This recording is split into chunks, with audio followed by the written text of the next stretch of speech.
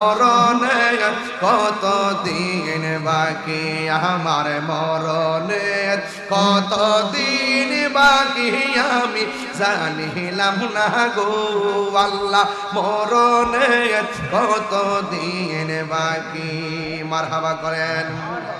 আর আজরাইল আসিয়া যখন হস্তে দিবা পানি আয় হায় আজরাইল আসিয়া যখন হস্তে দিবা দরি তখন আমার মনা ভাই করবা লুকালুকি আমি জানিলাম না গো আল্লাহ মরণের কত দিন বাকি আমার মরণের কত দিন বাকি আমি জানিলাম না গো আল্লাহ মরণের কত দিন বাকি আর হায়াত হইল হাতে বাইরে মত হইল পায়ে আর হায়াত হইল হাতে বাইরে মত হইল পায়ে যে জায়গা যায় মরণ লেখা সেই যায় গাছে মরে আমি জানিলাম না রে আমার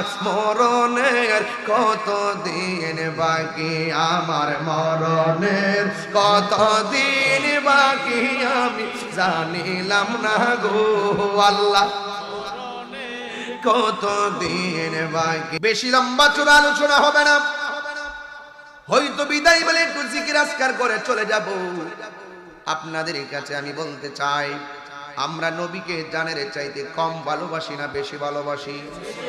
নবীর জন্য জীবন দিতে চাই কি চাই না? নবীর জন্য জীবন দিলে লাভ আছে না নাই?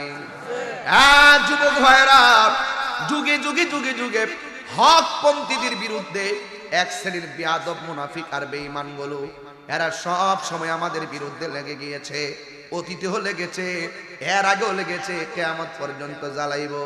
এই জন্য আমার নবী আপনার নবী বলেছেন কাফের চাইতে সব চাইতে ভয়ঙ্কর হলো মুনাফিকরা। কথা বলেন ঠিক কিনা? কাফের চাইতে আরো ভয়ঙ্কর হলো মুনাফিকরা।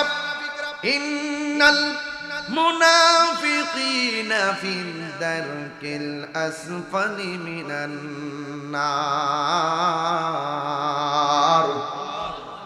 নিশ্চয়ই মুনাফিকরা জাহান্নামের সর্বনিম্ন স্তরে থাকবে।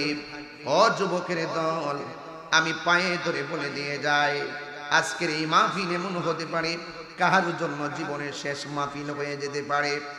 এই জন্য যুবক ভাইয়েরা আমার, আল্লাহ রাব্বুল আলামিন কুরআনুল কারীমের মধ্যে বলে দিয়েছেন